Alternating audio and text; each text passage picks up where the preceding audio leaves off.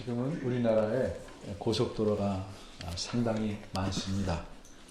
2015년 3월 작년의 기준으로 보면 고속도로의 전체 길이는 4,000km가 넘는답니다. 그 노선도 약 40개 정도 됩니다.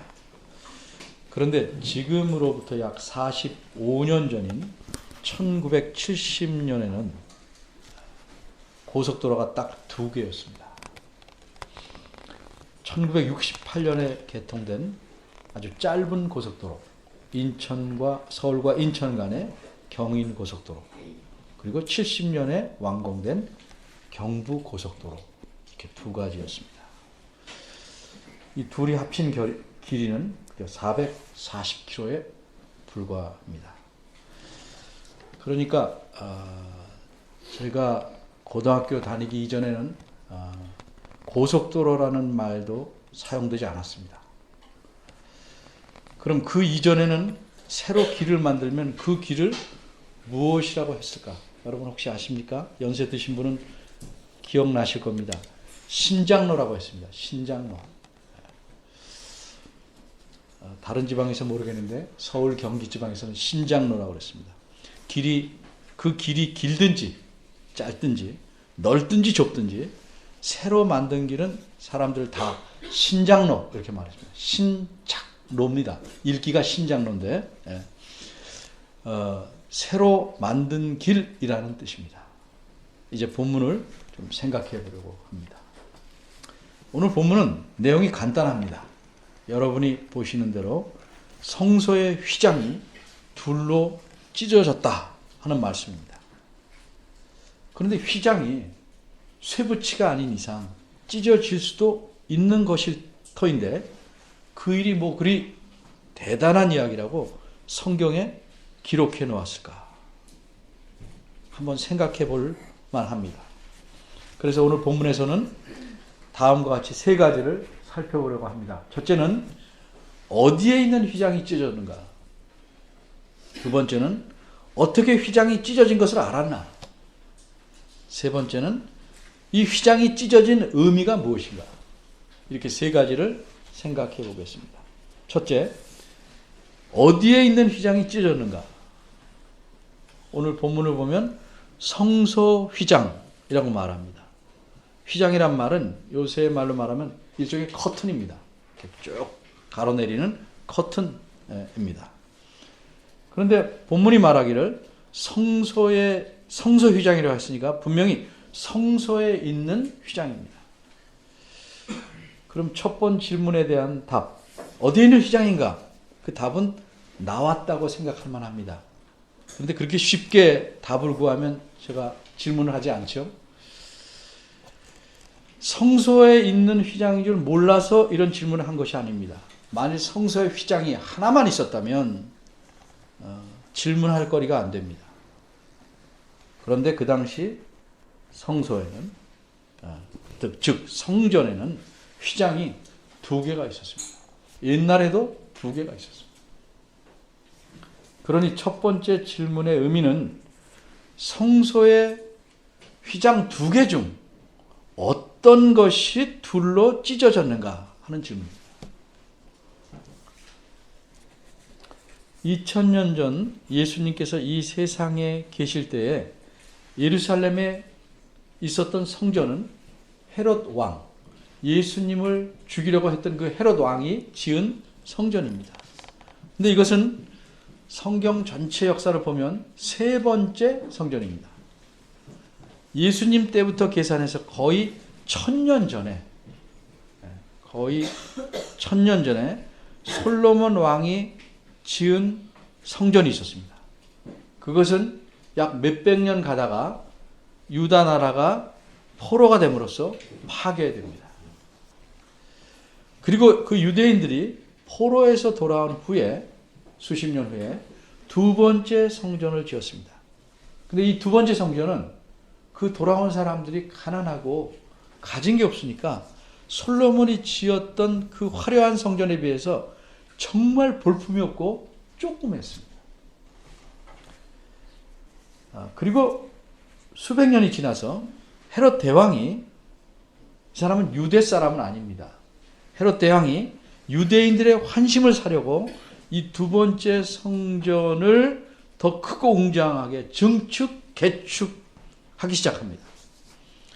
그래서 헤롯 왕은 예수님이 태어나시기 16년 전쯤부터 이 일을 시작합니다. 그리고 그 일이 시작한 지 10년 만에 성전의 본 건물, 그러니까 구약에서 말하는 그 성전, 지성소와 성소가 있는 주 건물을 완성합니다. 그리고 헤롯이 죽고 난 후에 이후로도 그 성전의 외부 공사를, 울타리를 치고 여러 가지 문을 만들고 하는 외부 확장 공사를 진행해서 예수님 당시에 이미 46년 동안이나 짓고 있는 중이었습니다. 그 성전 본 건물과 외부 구역 전체가 다 완성되기까지는 그로부터 36년이 더 걸립니다. 굉장히 오래 지은 겁니다. 그리고 겨우 몇 년 있다가 그 성전은 로마 군에 의해서 부서지고 맙니다. 이렇게 웅장한 건물이 헤롯 성전입니다. 얼마나 웅장한가? 이 성전 구역은, 전체 구역은 남북으로 450m, 동서로 300m 정도라고 합니다. 그러니까 우리 평수로 따지면 그 성전 구역 전체는 4만 평 정도. 저도 잘 몰라요. 4만 평이 얼마인가. 그래서 기록을 보고 계산을 해보니까 국제구역 축구장, 그것도 조금 달릴 수 있는데 어쨌든 국제구역 축구장이 20개 합친 크기입니다. 요거 가지고도 또 축구하는 사람에게는 잘 몰라서 다른 방법 하나 찾았어요. 중형 자동차를 주차한다면 차근차근히 몇만 대를 세워놓을 수가, 벌써 만 대란 말을 써버렸네요. 네. 3만 대를 주차해 놓을 수 있는 크기입니다. 3만 대. 30대 가지고 3만 대. 그런데 그 중에서 최소한 반인 2만 평은 이방인의 뜰입니다. 이방인의 뜰. 이곳에서 장사꾼들이 제사할 때 사용한 소와 양과 비둘기들을 팔았습니다.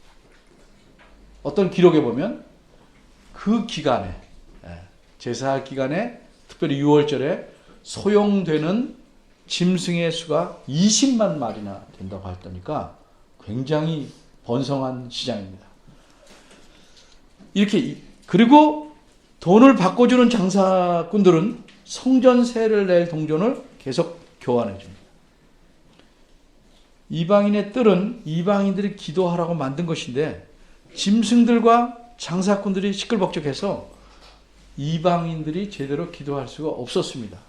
그래서 요한복음 2장에 보면 예수님이 분노하셔서 노끈으로 채찍을 만들어 짐승들을 내쫓고 장사하는 그 동전상을 뒤엎으신 겁니다. 반면에 유대인들은 이렇게 얕은 담이 있는데 안쪽으로 들어가서 아주 편안하게 기도할 수 있습니다. 그러니까 그 성전 구역에는 크게 말하면 이방인의 뜰, 2만 평이나 되는 이방인 뜰과 그 안에 유대인의 뜰이 있는데 이 뜰, 두 뜰 사이에는 약 1m 40-50cm 되는 낮은 담이 있습니다. 이 담 위에는 일정한 간격을 두고 그리스 말로 쓰인 돌들이 세워져 있었다고 합니다. 그 돌들에 쓰인 내용은 이렇습니다. 이방인은 결코 이 담을 지나서 성전 안으로 들어가지 마시오.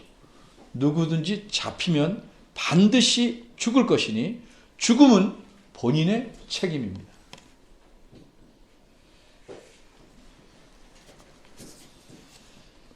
유대인의 뜰을 지나서 안으로 들어가면 주 건물인 성전이 나옵니다. 근데 이 성전에는 일반 사람들은 못 들어갑니다. 오직 제사장만이 들어갑니다. 근데 이 성전의 입구에 아름다운 천, 그 당시 가장 좋은 천이 바벨론 산, 뭐 중국산, 필리핀산 하듯이 바벨론 산의 천으로 만들고 여러 색깔을 넣어서 만들고 천사들의 형상을 새겨놓은 휘장이 있었습니다. 이게 입구에 쳐 있는 겁니다. 그래서 그 입구로 들어가면 제사장들이 일할 수 있는 공간이 있는데 그것이 성소입니다. 오늘 여기에 말한 성소라는 것은 그것만 말하는 게 아니고 성전 전체를 가리키는 말입니다. 그런데 이 성소의 안쪽에는 또 천사들의 형상을 새긴 아름다운 휘장이 쳐져 있습니다. 근데 이 안으로는 제사장도 들어갈 수 없습니다. 들어가면 반드시 죽습니다. 그곳을 지성소라고 합니다. 가장 거룩한 곳이라는 뜻입니다. 이렇듯 성전에는 입구에 하나, 그 안에 들어가서 성소와 지성소를 갈라놓는, 지성소에 못 들어가게 하는 휘장 하나, 이게 두 개가 있었습니다. 이 둘 중에 어떤 휘장이 둘로 찢어진 것일까? 학자들의 의견은 나뉩니다. 앞에 거다, 아니다, 뒤에 거다. 그래서 어떤 것을 말하면 이단이다, 이렇게 말할 수는 없습니다. 그러나 어떤 의견이 성경적으로 더 가까울까는 생각해 봐야 합니다. 두 번째 질문을 더 말씀드리고 제가 답을 알려드리겠습니다. 두 번째 질문입니다. 어떻게 휘장이 찢어진 것을 알았나? 오늘 본문 앞구조를 보면 제가 읽었죠? 예수님께서 큰 소리를 지르시고 운명하셨다고 말씀합니다. 그러니까 성소의 휘장은 예수님께서 죽으실 때 거의 같은 시간에 찢어진 것입니다. 그럼 예수님께서 죽으신 시간은 언제입니까? 예수님은 십자가에 약 6시간쯤 매달려 계셨습니다. 그런데 3시간쯤 매달려 계실 때 그때가 낮 12시입니다. 이때는 해가 가장 높이 떠 있어야 할 시간입니다. 정오입니다. 근데 이때부터 어두워졌습니다. 서서히 어두워진 것이 아니고 갑자기 한순간에 깜깜해졌습니다. 해가 빛을 잃었습니다. 이렇게 온 세상이 흑암에 덮여 있는 시간이 무려 3시간을 계속했습니다. 그러니까 예수님은 오후 3시쯤에 운명하신 겁니다. 만일 성전 입구에 있는 휘장이 이때 찢어졌다면 논리적으로는 성전 입구를 바라보고 있었을 일반 사람들이 그 장면을 볼 수 있었을 겁니다. 그런데 실제로는 어떻습니까? 실제로는 바라보고 있었다 할지라도 볼 수 없었습니다. 왜 그렇습니까? 온통 세상이 흑암에 덮여 있었기 때문입니다. 희미한 정도가 아니라 새까맣게 덮여 있었기 때문에 바라보고 있었다 할지라도 볼 수가 없었습니다. 그럼 만일 성소 안에 있는 휘장, 즉 입구가 아니고 지성소 앞에 있는 휘장이 찢어졌다면 누가 볼 수 있었을까? 제사장들이 볼 수 있었을 것입니다. 그곳에 제사장들이 있었다면. 그런데 오후 3시쯤 되면 제사장들은 매일 성소 안에 들어가서 하나님께 저녁에 드릴 예배를 준비할 시간입니다. 그래서 그 안에는 제사장들이 그 시간쯤에 있었습니다. 그리고 건물 안이기 때문에 불을 밝히고 일했습니다. 따라서 지성소 앞에 있는 휘장이 찢어지는 순간에 그 장면을 제사장들이 볼 수 있었을 겁니다. 지성소 앞에 있는 휘장은 길이가 20m입니다. 길이가 20m 이렇게 내려 걸었으니까 높이가 20m의 셈입니다. 20m. 여기서 저까지가 16m거든요. 우리 예배당이 16m. 이게 8m입니다. 그럼 20m면 그 짐작이 되시죠? 네. 그리고 폭이 10m입니다. 폭이 이게 8m니까 조금 더 이렇게 큽니다. 이뿐만이 아니라 이 휘장의 두께는 기록을 보면 사람의 손바닥만큼 두꺼웠다고 합니다. 손바닥을 이렇게 재냐에 다르겠지만 이렇게 잰다고 할 때 거의 최소한 10cm 정도는 됩니다. 두꺼운 커튼입니다. 이런 휘장이 찢어졌습니다. 한순간에 찢어졌습니다. 찢어지는 소리가 나지 않도록, 그리고 찢어지는 것이 들키지 않도록 누가 살금살금 조금씩 찢어낸 것이 아닙니다. 순식간에 찢어졌습니다. 그리고 이 휘장은 20m 위에부터 아래로 찢어졌습니다. 누가 휘장에 들어가는 것도 힘들지만 들어갔다고 치면 휘장에 매달려서 20m로 올라가서 날카로운 칼로 찢으면서 쭉 내려온 것이 아닙니다. 천이 그렇게 찢길 수가 없습니다. 사람의 힘으로. 그런데 길이가 20m이고 손바닥 두께의 휘장이 순식간에 찢어지라면 당연히 날카로운 소리가 나는데 적어도 제사장들의 주먹을 끌 만큼 크게 날 수밖에 없습니다. 따라서 그 성소 안에서 불을 켜놓고 일하던 제사장들은 이 놀라운 일을 틀림없이 보았습니다. 그리고 성소에서 나온 후에 이렇게 지성소 앞에 휘장이 찢어진 사건을 누군가에게 말할 수 있었을 것입니다. 그래서 마가복음을 기록한 이 기록자도 그 사실에 대한 소문을 들을 수 있었을 것입니다. 그래서 여기 성경에 기록해 놓았을 것이라고 생각해 볼 수 있습니다. 그런데 하나 더 궁금한 것은 이 마가복음의 기록자는 휘장이 찢어졌다는 사건을 그저 성소 안에서 일어난 신기한 일이라고 소개하는 것이 아닙니다. 이 기록자는 지성소 앞에 있는 휘장이 예수님께서 돌아가신 그때에 찢어졌다고 예수님의 죽음과 연관해서 기록하고 있습니다. 기록자는 어떻게 이런 연관을 할 수 있을까? 어떻게 휘장이 찢어진 시간을 알았을까? 그는 성소 안에 있지도 않았고 그 시간을 재어보지도 않았을 텐데 어떻게 알았을까? 어떻게 알아서 이렇게 휘장이 찢어진 것과 예수님의 죽음을 그 시간을 연결할 수 있을까? 여기서 우리는 성경을 기록한 분들의 특징을 한번 생각해 봐야 합니다. 뭐 수없이 많지만 두 가지만 예를 들겠습니다. 우리가 잘 아는 대로 창세기는 모세가 기록한 것입니다. 모세가 아니라 해도 결론은 마찬가지입니다.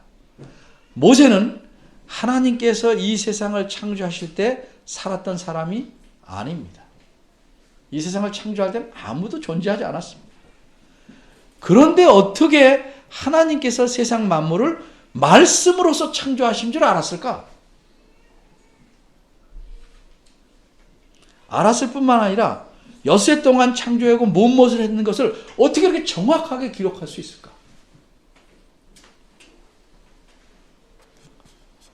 창세기 12장에 보면 애굽 왕이 아브라함의 부인을 자신의 왕궁으로 데려갑니다. 그래서 애굽 왕과 그 집에 궁궐에 큰 재앙이 생깁니다. 그것이 그냥 우연히 있을 수 있는 재앙일 수도 있습니다.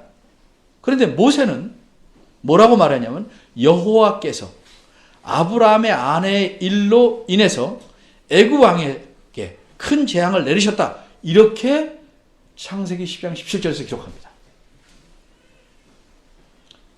이 일은 모세가 태어나기 전 몇백 년 전의 일인데 어떻게 모세는 그 일이 그리고 그 재앙의 원인이 무엇인지를 정확히 알 수 있었을까? 결론은 오직 하나입니다. 하나님께서 계시로 기록자에게 자신이 행하신 일을 알려주시지 않았다면 알 수 없습니다. 자기의 상상으로 쓴 것이라면 다 거짓입니다.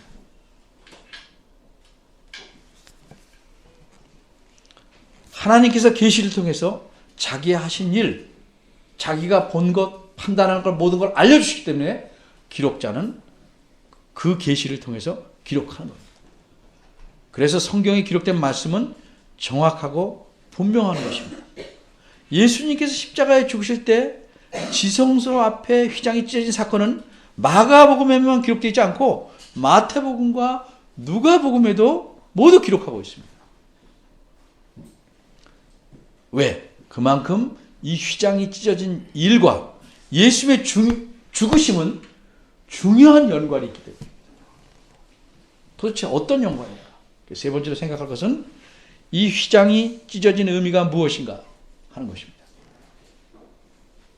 바꿔 말하면 이 사건을 여기다 왜 써놨는가 하는 이야기입니다. 앞에서도 간단히 말씀드렸습니다만 이 휘장은 어떤 사람이 의도적으로거나 실수로 찢은 것이 아닙니다. 일반인이 성소에 들어갈 수도 없고 길이가 20m나 되고 매우 두꺼운 휘장을 그것도 위에서 아래 방향으로 단칼에 둘러 찢는다는 것은 도저히 불가능한 일입니다. 그렇다면 이 일은 누가 했을까? 성경에서는 누가 했다는 말이 없이 수동태로 문법적으로는 문장을 표현하는 경우가 왕왕 있습니다. 그것을 우리는 신적 수동태라고 이런 표현을 씁니다. 무슨 뜻이냐면 하나님께서 당연히 하셨다는 것을 전제한 표현이란 말입니다. 애통하는 자는 위로를 받을 것이다. 팔복이 다 그런 겁니다. 신적 수동태. 누구한테 위로받느냐면 하나님에게. 당연히 하나님을 주어로 하는 겁니다. 기록자는 이 사건을 수동태로 표현해서 당연히 하나님께서 이 휘장을 찢으셨다고 말한 겁니다. 이 글을 보는 사람은, 마가복음 보는 사람은 당연히 그렇게 이해합니다. 그럼 이렇게 휘장이 찢어진 의미가 무엇일까? 바꿔 말하면 하나님께서 어째서 예수님께서 죽으실 때 자신이 계시다고 상징하는 지성소 앞에 쳐놓은 휘장, 아무도 못 들어오게 한 그 휘장을 찢어버리셨는가 하는 겁니다. 왜 하나님께서 스스로 그 휘장을 찢으셨는가? 여러분이 잘 알다시피 성막 또는 성전은 두 부분으로 되어 있습니다. 맨 처음에 들어가면 뭐가 나오죠? 성소라는 방이 나옵니다.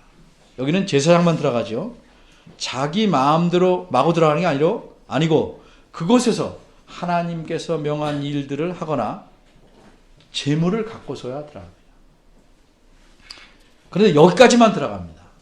성소 안쪽에 있는 이 성소 크기의 반에 해당하는 지성소에는 아무도 들어가지 못합니다. 딱 한 가지 예외가 있습니다. 1년에 단 한 번 대제사장만이 속죄일에 자기 자신과 백성 모두의 죄를 하나님에게 용서받기 위해 들어가게 됩니다. 그런데 지금은 이렇게 대제사장이 하던 일은 더 이상 하지 않습니다. 왜 그렇습니까?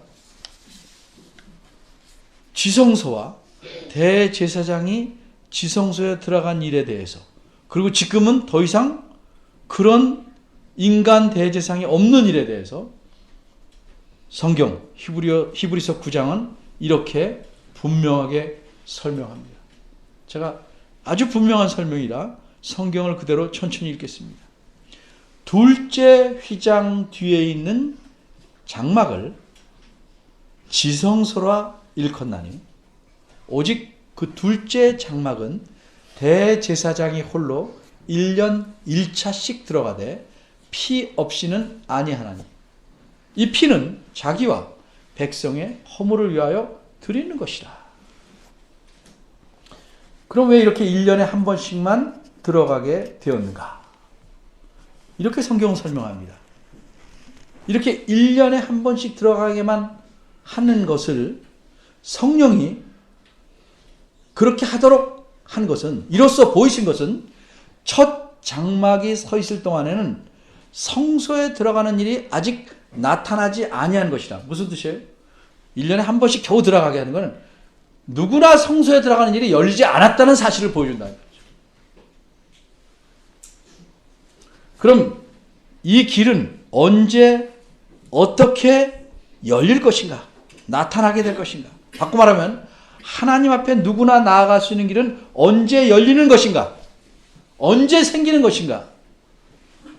히브리서에서는 이렇게 설명합니다. 그리스도께서는 참것의 그림자인 손으로 만든 성소에 들어가지 아니하시고 오직 참 하늘에 들어가서 이제 우리를 위하여 하나님 앞에 나타나시고 대제사장이 해마다 다른 것의 피로서 성소에, 지성소를 가리킨 겁니다.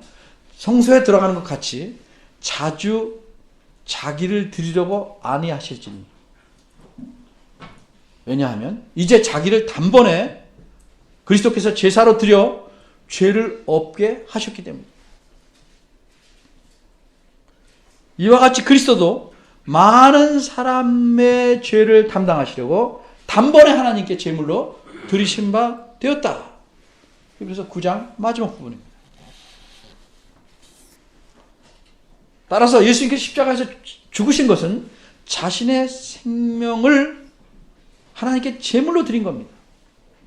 그리고 하나님께서 이때 성소의 휘장을 찢으신 것은 예수님께서 그렇게 죽으심으로써 모든 사람의 죄값을 다 받으셨으므로 누구든지 그리스도를 믿는 자는 하나님 앞에 나아갈 수 있다는 걸 알려주시기 위한 표시로서 찢으신 겁니다. 그래서 히브리서 기록자는 10장에서 이렇게 말합니다. 예수 그리스도께서 하나님의 뜻을 좇아 자신의 몸을 단번에 들이심으로 말미암아 우리가 거룩함을 얻었노라. 이제는 다시 죄를 위하여 제사 드릴 것이 없느니라. 그래서 우리가 제사 안 하는 겁니다. 동물 잡아 드리는 게 아닙니다.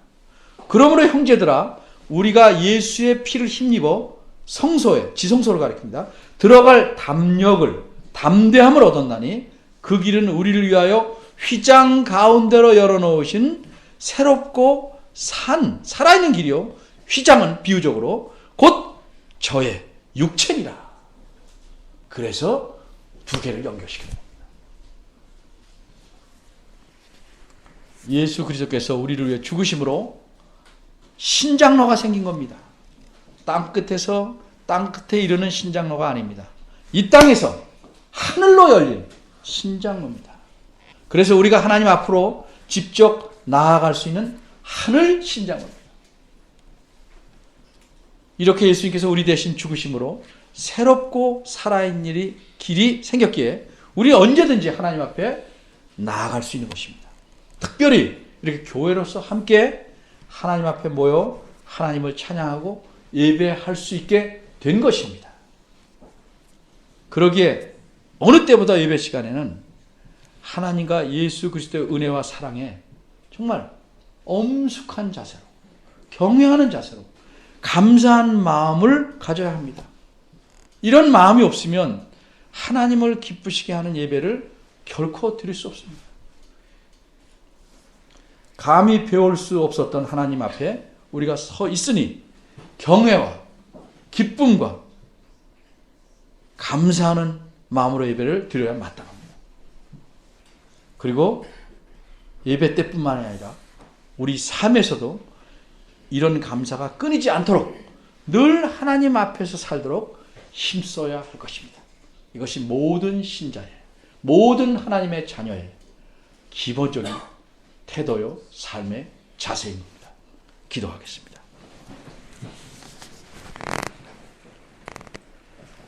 하나님, 감사합니다.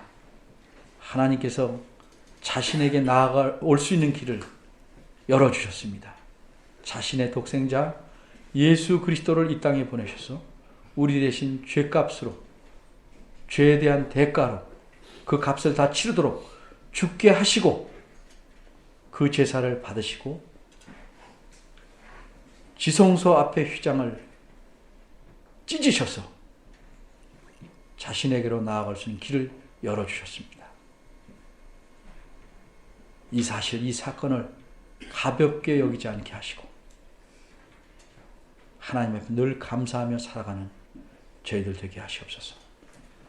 무엇을 손에 쥐어야 겨우 감사합니다 말할 줄 아는 어린이 같은 신앙을 버리고 우리의 삶을 바꾸고 우리를 멸망에서 구원으로 또 하나님의 사탄의 종에서 하나님의 자녀로 만들어 주신 이 큰 은혜를 감사하며 살아가는 하나님의 자녀들 되도록 그렇게 살 수 있도록 이끌어 주시기를 바랍니다.